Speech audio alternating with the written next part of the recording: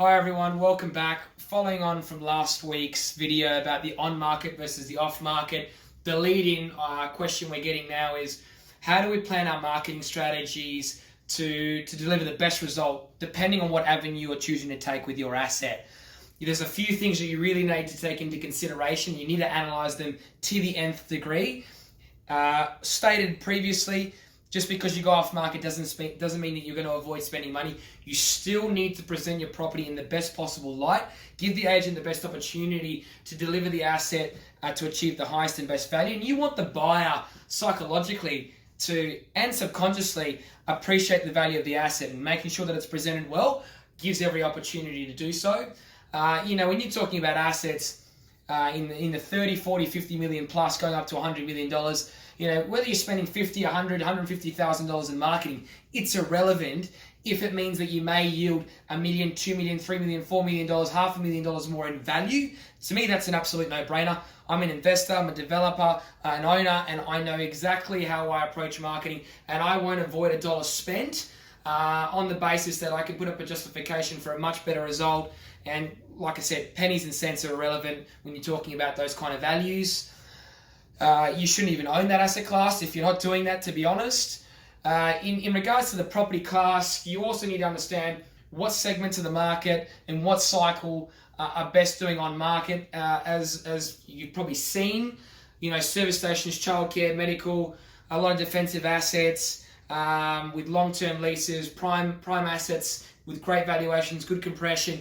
You can market them extremely well. You can create a lot of hype, both on market and off market, and you really need to canvas all avenues if you're going to do it properly. That's your LinkedIn, that's your Instagram, that's your professional photography, whether it's drone, it's stills, the video for the asset. You also got to have the most incredible IMs.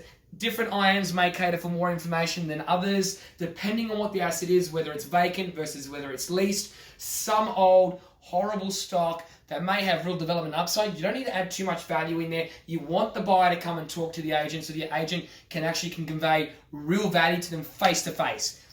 Agent is the key to everything. He has the relationships with the marketing teams. He has the right marketing girl or guy with him. And she or he as an agent need to divulge what the best strategy is in their opinion based on the market cycle.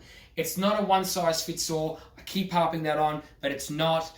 Your press, whether it's the Thursday Fin Review property section, so we've got a national audience, whether it's the local papers in each of the states on a certain day, you need to have that presence there. You want to create hype, and it's not about whether my buyer's there or not looking at it. It's whether someone sees it and talks to someone else, and that avenue might allow them to pass it on to someone we didn't cater, and then you may have an extra buyer in the hooks that allow you to negotiate a better price. So you've got to have a whole different way of thinking. People think the wrong way about this all the time. You've also got to understand that digital is something that you can track a lot of your inquiry, where it's giving you a lot of benefit.